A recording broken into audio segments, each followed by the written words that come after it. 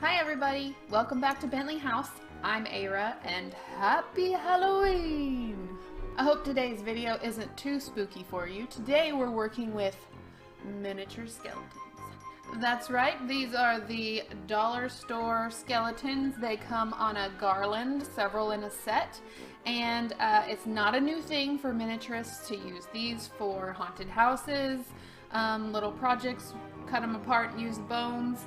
But I think I have something a little bit different for you today.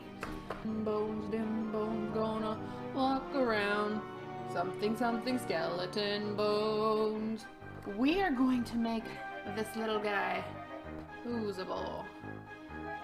So, he is going to be able to sit in any position you need him in your house. My camera doesn't want to focus on him right now, but obviously he's super cute and a little bit more realistic than he started out. So make sure you stay tuned for the aging part of the video, but I'm very closely going to show you how to make him posable so that he is able to be in any of your complicated dollhouse scenes.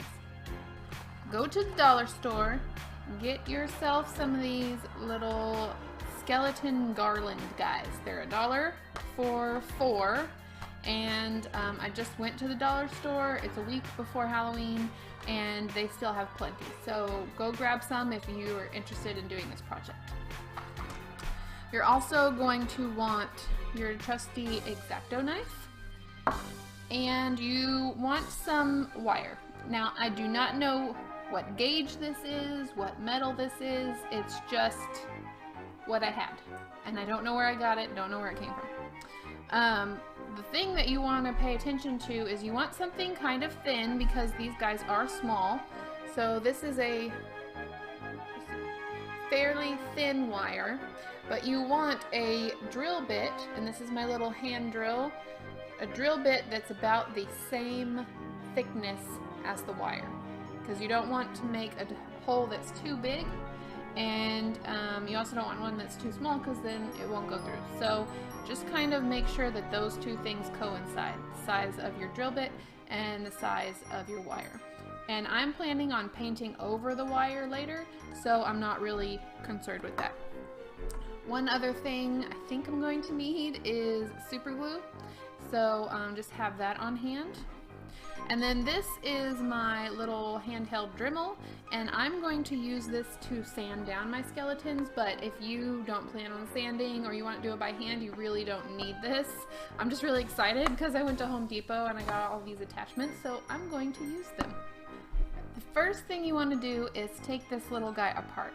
They are made with a very soft plastic, so it's very easy to cut the pieces apart. It's also going to be very easy to drill through, and like there's a little top knot on top of here, so that's easy to take off. So this should be a fairly easy process. I'm going to take him apart at any place where there should be a natural joint.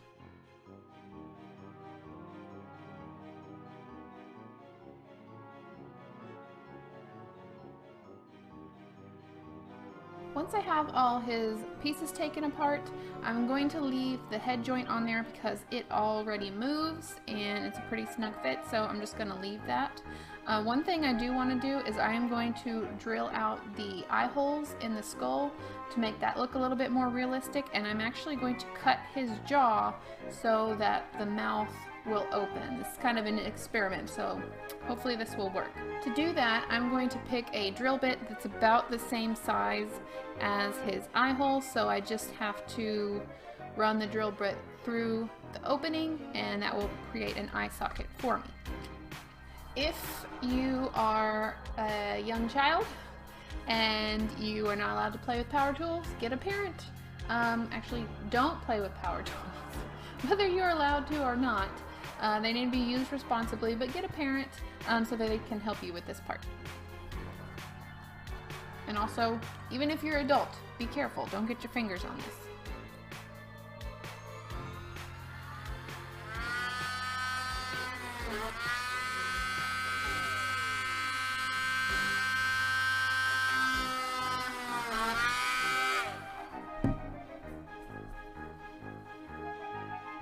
now we have some eye sockets and he looks a little bit more realistic.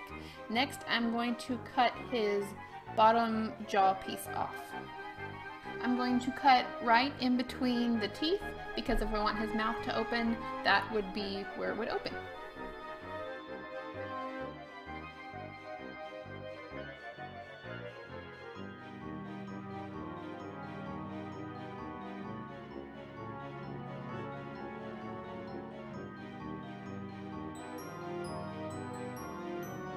The next part is to cut the bottom part of the jaw, and I want to make sure and steer clear of this opening where the spine goes into the skull, because if I cut that, the spine won't stay in there. So I'm going to cut probably about this far, if you can see my knife, to get the jaw piece off.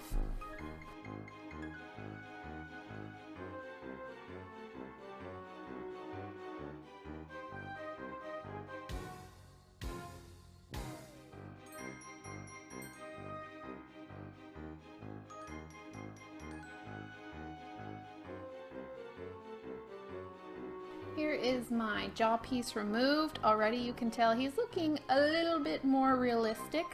I am going to cut out this little piece underneath, kind of like this part, because there's not anything there if you feel your own skull, just to make that little gap right there.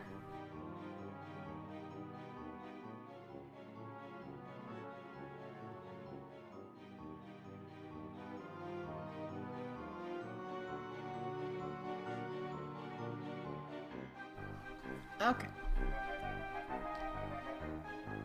So now we have something looking a little bit more like a jawbone, and it's a rough cut, but I can always go back with my sander and just kind of clean that up if it really bothers me. If not, I can just leave it.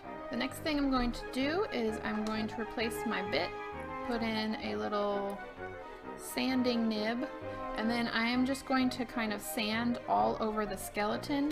Because these are mass produced and poured into a mold, they have these little ridges on them, so you can see, from where the mold was closed, and so I'm just going to sand those down so that they're smooth.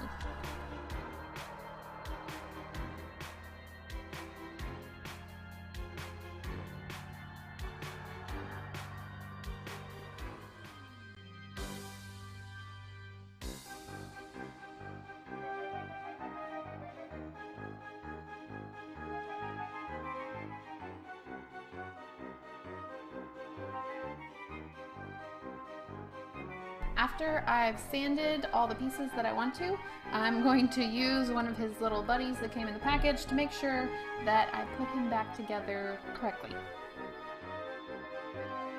Okay, here comes the part where I start putting them together. So I'm going to take my little hand drill and I'm going to start drilling holes in all the joints. So for example, if I'm going to start with his arm joint, these two pieces, I want a hole probably right here and right here, so that the wire can go from the back forward and then through this next piece where the hole is. So I am going to drill those two pieces and then I will show you how the wire goes through.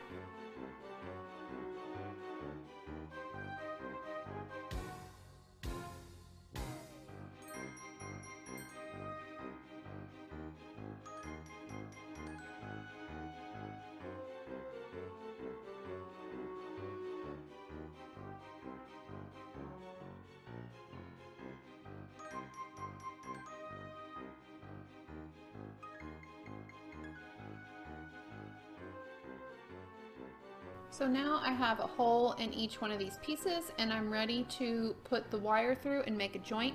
I am going to use longer wire when I put the entire arm together, but for now, so you can see how it's going to work, I'm just going to show you with a short piece of wire and then I'll do the long wire later.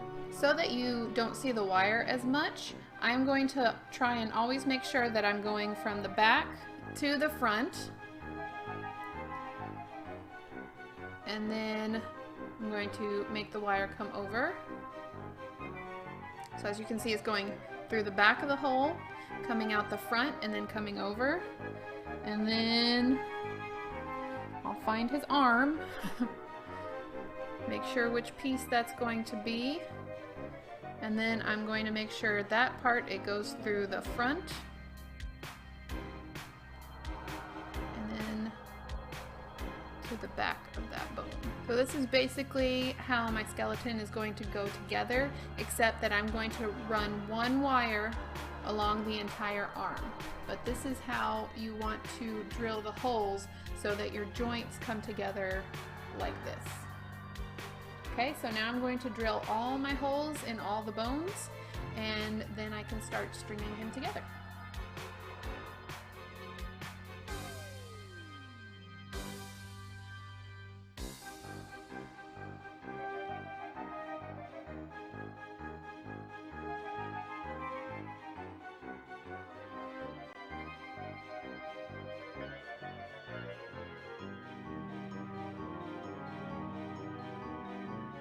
Alright, the next thing I'm going to do, I have all the holes drilled. My fingers hurt, but they're done. And so the next thing I'm going to do is put the wire in there. And I showed it to you before, but now I'm actually going to take a longer piece. I would say, I don't know, this is for one arm, so maybe 8 inches or so.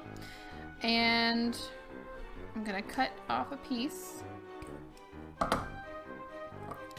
And I'm going to start this piece by wrapping it around his spine, because I want to anchor it to his body. So now I just have it wrapped around a couple times. Later I will put some, oh, there we go. I'll put some super glue on there, and that will help me, that will just help it kind of stay in place. So now I'm going to start threading this piece through the hole that I drilled in his shoulder blade here, and then it's going to come all the way through the front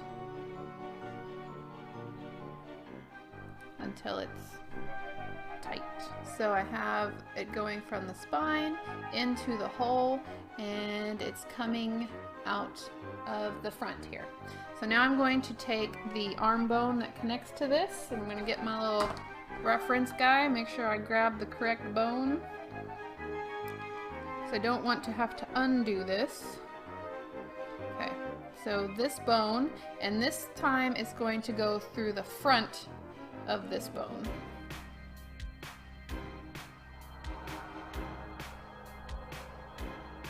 So it's going through the front here. Pull him all the way up, and then put the arm bone in place, like so. And you have the first bone attached. Now what I'm going to do is go ahead and thread it through the back of this bottom hole. I'm going to get that as flat as possible. And I want this wire to be on the back of the bone. If you're looking at the front of the skeleton, you don't want to see a bunch of wires. But when I go back and put my layer of super glue, I'm also going to put super glue over this wire so that it stays flush on the bone. Now I'm going to get my next bone, which is one of these. I'm going to put it through the front of that bone, pull it all the way up, make sure that it's on there correctly. Okay, he's starting to come together. Put it through the back of the hole at the bottom.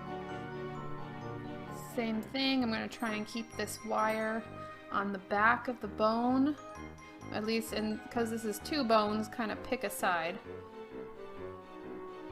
Okay, and then our final piece to go on this arm is his hand.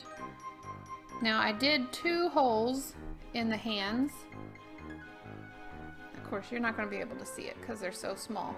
But I think I'm going to thread in one side and out the other and try and figure out how I'm going to finish this arm off.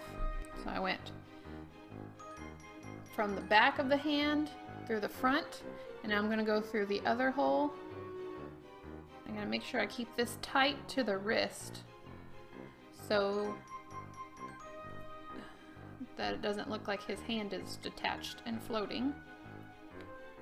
Okay, so I have just kind of a little loop of wire coming up through his palm, and then it comes out the back.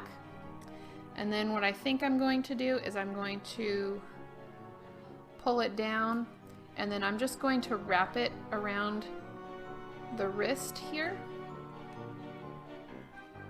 And then that's going to be the end of that wire. So I'm not going to cut it off yet, just to make sure I like that hold, but now we have a posable arm. And the hand is posable and everything. So now I'm going to do the other arm and the legs the very same way, and then I'm going to try to do the jaw, which is, I think, what's going to be the most difficult.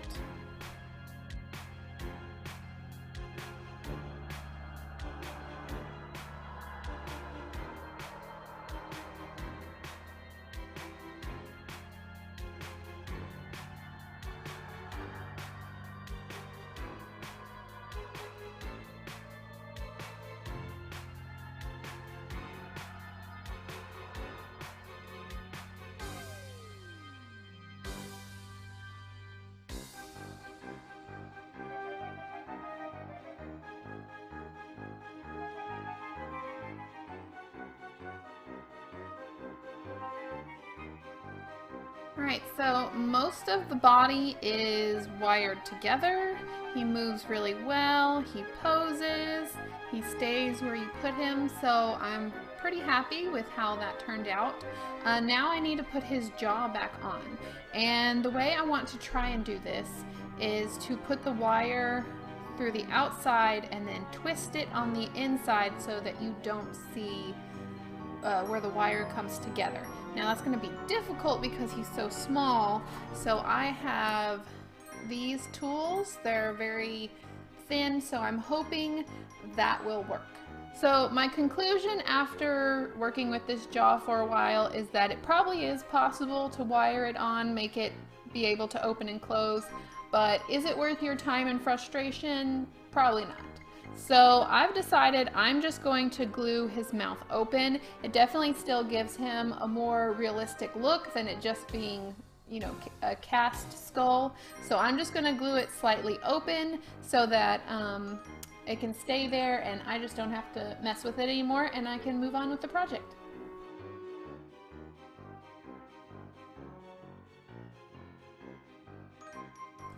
I glued his jaw on, and I'm pretty happy with how it looks. That'd probably be what it looked like anyway most of the time if I had actually got it wired.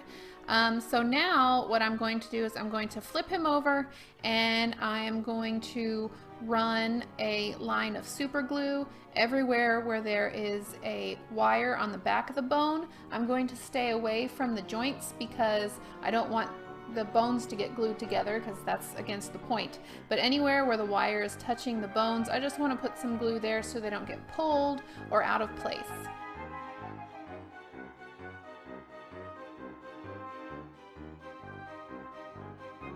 Alright, so he's dried for a little bit and the super glue is super stuck, and now I can take my clippers and I'm just going to clip off the excess wires.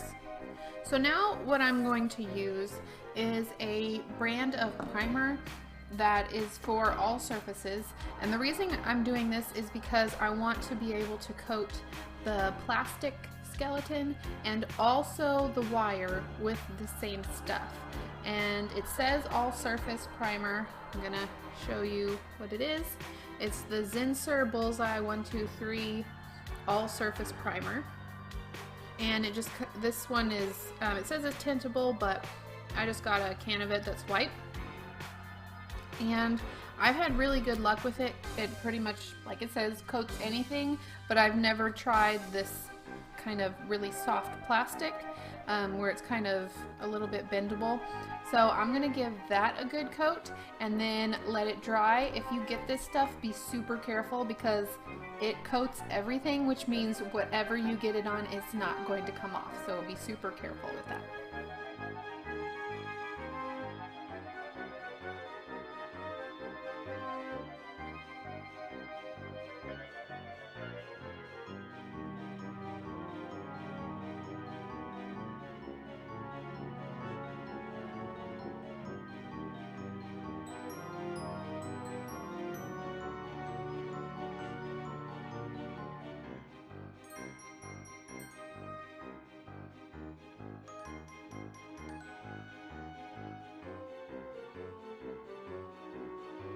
So he is dry. The white paint worked fairly well. However, if I scratch at it with my fingernail, I can still get it to come off. But I'm still okay with it because, like everything, I'm going to age it and make it look old. So if some of this white paint scratches off here and there, it's just going to add to the patina. So I'm just going to kind of blitz through this aging process, and if you have any questions, let me know. I have a lot of videos where I do aging techniques, but since this video is already so long with putting the wire in, I'm just going to do this quickly so you can see the final product.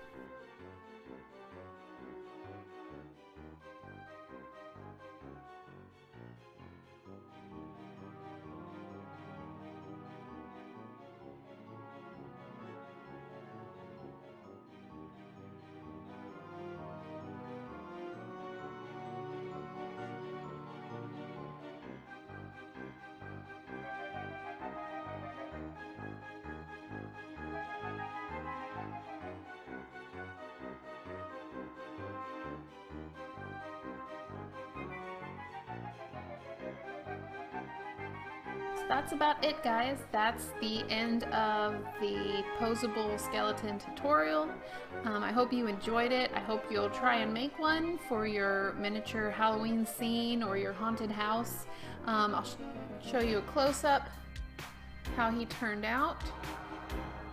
I will probably also spray a coat of matte acrylic finish just to kind of go on top of this paint so that it stays as long as possible. And I'll also show you a comparison with how he started. So here's our beginning with very limited movements, and this guy can move around and his different finish.